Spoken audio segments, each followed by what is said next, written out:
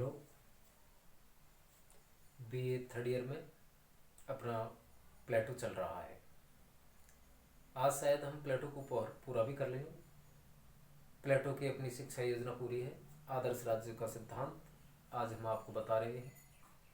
प्लेटो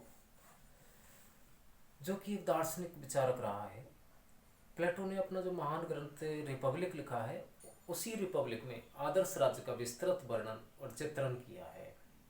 आदर्श राज्य क्या है, क्या विशेषता है, इसको जानना है। आदर्श राज्य, जैसा कि प्लेटो काल्पनिक विचारक है, उसने अपने आदर्श राज्य की कल्पना की है और बताया है कि इस आदर्श राज्य में क्या गुण होंगे। उन्हीं को देख करके हम देख रहे हैं यहाँ पर कि प्लेटो जैसा आदर्श राज्य के लिए दार्शनिक शासक की बात कर रहा है। दार्शनिकों का शासन वो चाहता है। दार्शनिक शासन के लिए उसने उचित शिक्षा पद्धति की बात भी कही है, न्याय व्यवस्था की भी बात कही है, साम्यवादी शासन को भी आवश्यक माना है आदर्श राज्य के लिए। तो उस दार्शनिकों का शासक क्या है जानना है। दार्शनिकों का शासन प्रबुद्ध लोगों का शासन है, योग्य व्यक्तियों का शासन है, जो देश पर शासन चलाएंगे, समाज की व्यवस्था को बनाएंगे। इस दार्शनिक राज्य में न्याय की व्यवस्था को भी जरूरी मान रहा है, क्योंकि आदर्श राज्य तभी बनेगा जब एक आदर्श राज्य में आदर्श न्याय व्यवस्था भी हो। न्याय व्यवस्था से तात्पर्य यही है कि हर व्यक्ति अपने कार्य को करे, दूसरे के कार्य में हस्तक्षेप ना करे। एक न्याय की व्यवस्था होनी चाहिए। न्याय को प्लेटो आत्मा का विषय मान रहा है, बता रहा है कि व्यक्ति की आत्मा जो कहती है वही न्याय है। तीसरी बात, यहाँ आदर्श राज्य के लिए प्लेटो ने क्या बताई है कि समाज को उसने 3 भागों में बांट दिया है। 3 वर्ग बताए हैं, शासक वर्ग, दूसरा सैनिक वर्ग और तीसरा और सबसे बड़ा वर्ग है वो है उत्पादक वर्ग। तीनों के अलग अलग कार्य भी बता दिए हैं, तीनों में गुण भी अलग बताए। शासक वर्ग जो है उसमें बुद्धि होती है, विवेक होता है, और उसी बुद्धि और विवेक से वह अपने आदर्श राज्य का शासन चलाएगा। दूसरा जो वर्ग है सैनिक वर्ग, उसमें साहस होता है, वीरता होती है, और उसी साहस और वीरता से वो देश की रक्षा करता है। तीसरा जो वर्ग बता रहा है प्लेटो, वह है उत्पादक वर्ग, जिसमें ईर्ष्या है, द्वेष के भाव में है।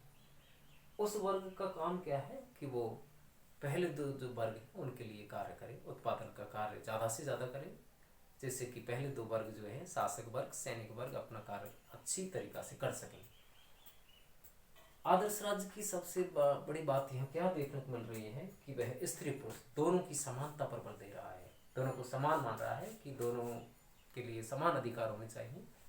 स्त्रियों को भी शिक्षा का अधिकार हो, स्त्रियों को भी क्या है कि समाज में सम्मान मिले, घर की 4 दीवारी से बाहर उनको शिक्षा का अवसर मिले, रोजगार के अवसर मिले। तो सब क्षेत्रों में वो समानता देना चाह रहा है स्त्रियों को। आदर्श राज्य की बात कर रहे हैं हम। आगे बात है कि सर्वाधिकारवादी राज्य है। ऐसा लग रहा है कि प्लेटो ने जैसे दार्शनिक राजा की बात कही है, उसको सारे अधिकार दे दिए हैं। आर्थिक क्षेत्र में, राजनीतिक क्षेत्र में, सैनिक क्षेत्र में, सारे अधिकारों का वो नायक बन गया है, तो सर्वाधिकारवादी है। प्लेटो अपने आदर्श राज्य के लिए कुरुचिपूर्ण कला और साहित्य पर नियंत्रण रख देना चाहता है। कुरुचिपूर्ण साहित्य से यहाँ मतलब यह है कि नवयुवक वर्ग को कोई अनुचित सामग्री हाथ नहीं लगे, नवयुवक वर्ग को अच्छी साहित्य की रचना पढ़ने को मिले, उसके हाथ में कोई अश्लील पुस्तकें ऐसी ना हो। इसीलिए उसने क्या है कि कुरुचिपूर्ण कला है, साहित्य है, इन चीज़ों पर प्रतिबंध लगा रहा है। आगे है कि प्लेटो अपने आदर्श राज्य में साम्यवादी शासन चाहता है। साम्यवाद के हमने जैसे कि आपको जब साम्यवाद बताया था उस समय ये बात भी बताई थी कि प्लेटो ने 2 तरीका का साम्यवाद बताया है।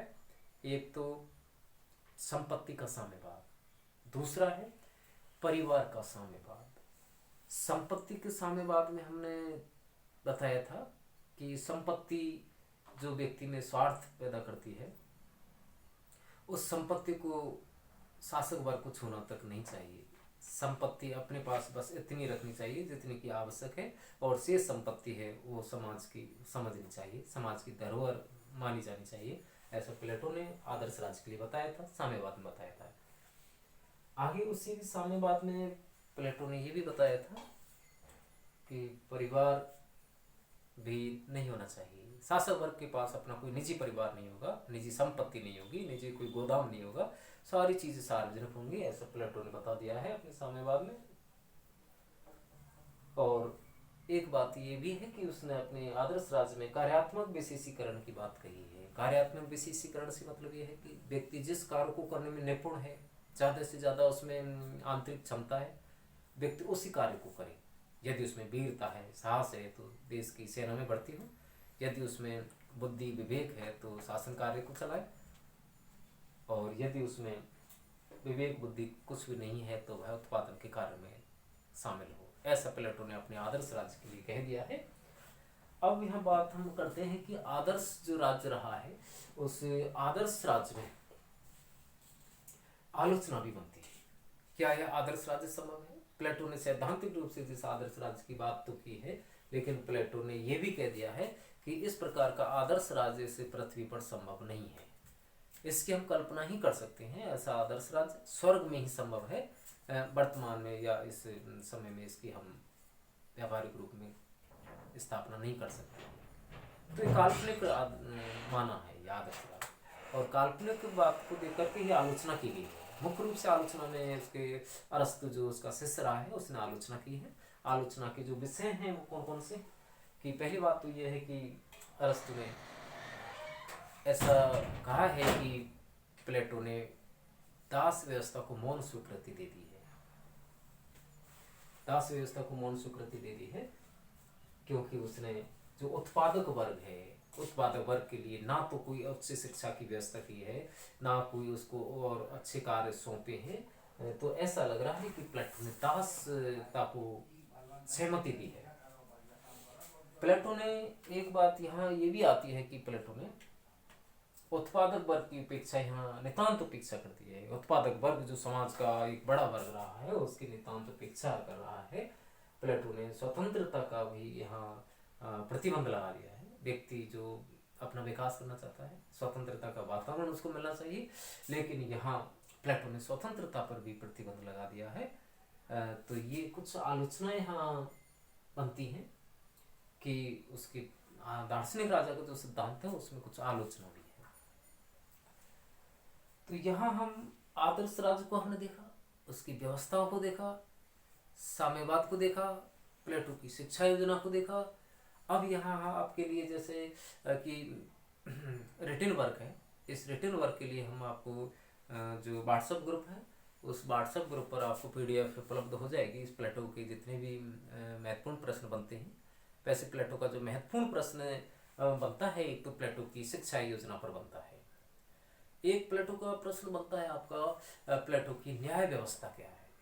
प्लेटो की न्याय व्यवस्था जिसमें उसने न्याय के उसके दृष्टिकोण थे, वो सब हम आपको क्या है कि पीडीएफ में ये सारी चीज़ें आपको नोट्स करनी है। एक इसमें आपका प्लेटो की आदर्श राज्य है और एक साम्यवाद।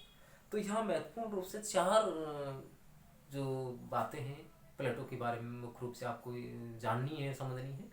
प्लेटो की एक तो साम्यवादी व्यवस्था, प्लेटो का आदर्श राज्य का सिद्धांत, प्लेटो का न्याय का सिद्धांत, और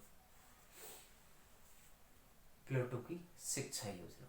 तो ये सब आपको क्या है कि रिटर्न करने हैं, इनको अच्छी तरीक़ा से समझना है। यह हमने आपको एक व्याख्या के रूप में बताया है। आपको इसके लिए और अच्छी तरीक़ा से गहराई से पढ़ना है, अध्ययन करना है।